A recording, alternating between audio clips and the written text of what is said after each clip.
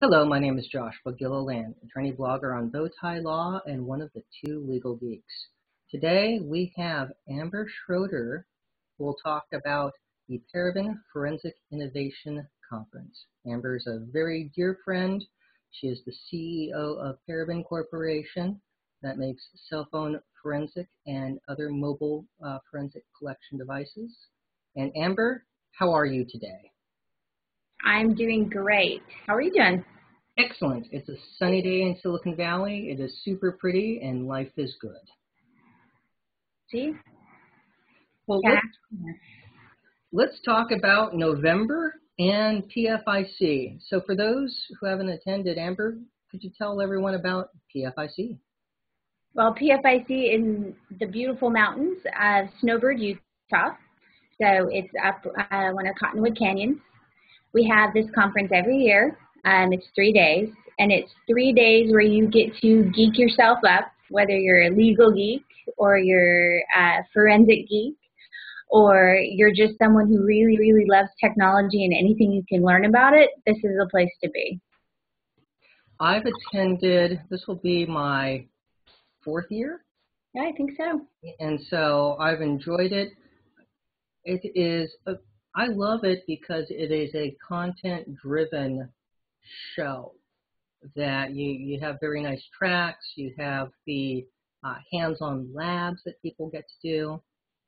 I remember doing a half-day training with Quinn from Orchitect on eDiscovery that was just a rip-roaring good time, and and just like the hands-on stuff to actually get to play with data. It's just cool. Well, you see, and that's what we like. We like the fact that instead of being driven by all of the sales and things and, hey, let's shove it down your throats while you're at the event, we really try to push that. First off, we want all the introverts to come because we kind of account for that, because those of us who are shy, it's like we make sure that you get into classes and you really get to ask questions, and it's not embarrassing to do that because some of us are not as open as others. But we also make sure that you really get to learn a topic. You don't just get the sprinkles. I mean, you get into the cake, because nobody wants just sprinkles. It's not sustaining, but cake, oh, you could live your whole life off a cake. And eat it too. Exactly. So what kind of tracks will you offer this year so people who haven't attended, who are considering it, could say, like, sign me up, I want to go?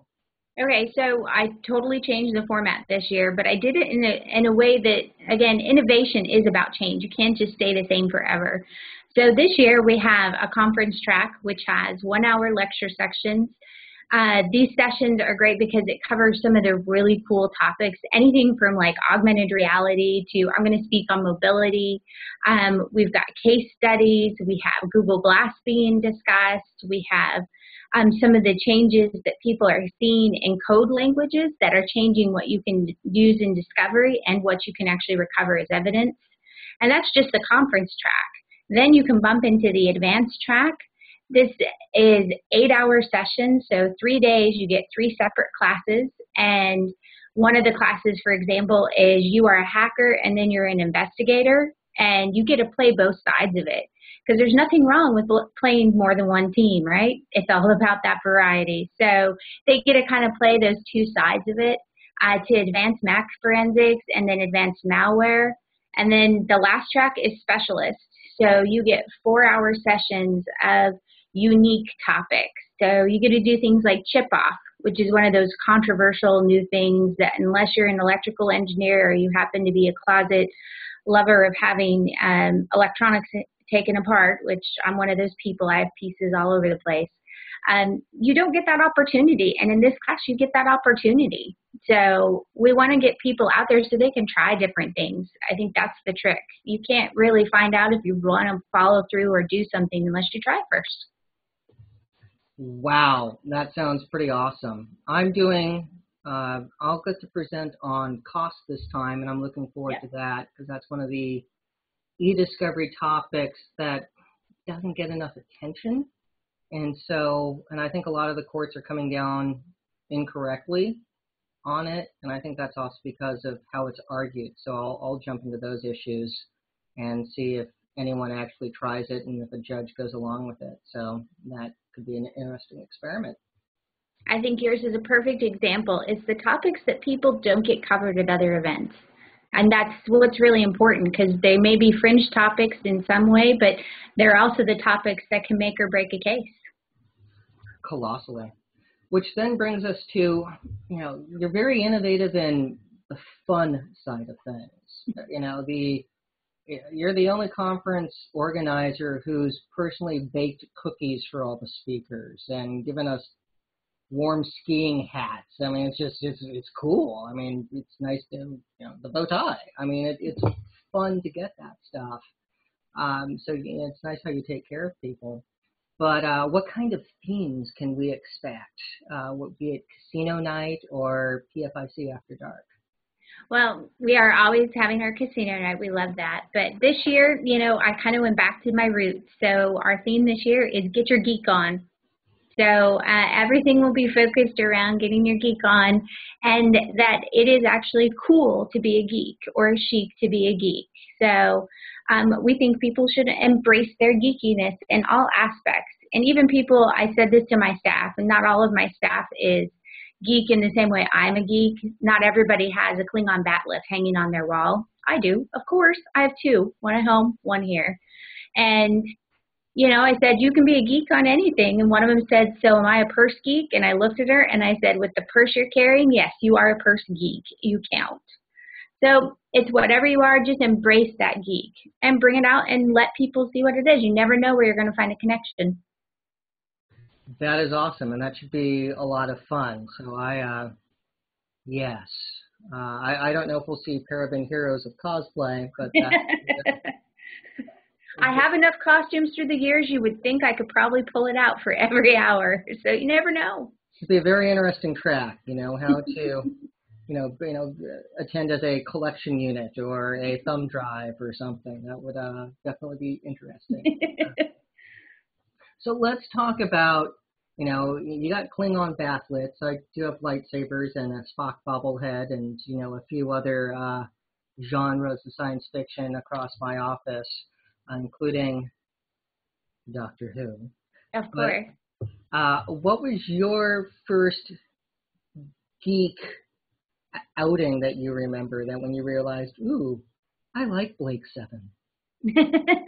I think my first geek moment was I actually sat down and watched Star Trek, the original series, with my dad, and we watched it every other week when we'd see each other. And it was that moment that said, this is so cool, and got my imagination running.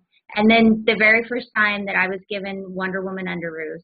I know everyone can't remember underoos, but I love those, and I grew up and I said, I really want to be Wonder Woman. And this is the closest I could get to doing forensics and doing evidence. I have Ethernet cable as my lasso of truth, different things like that. But, it works. That's awesome. Going back to underoos and everything, I would have to say, and I didn't realize this until I looked it up the other day, but Star Blazers premiered on my 5th birthday. Oh. It was in 1979. So that's like, why do I still remember that? Which then brings us to, we should close it out with this, but Agents of S.H.I.E.L.D. Being the good computer forensics person, did you notice any forensic issues in the premiere? There were quite a few, what I'm going to say, are technical oddities associated with it.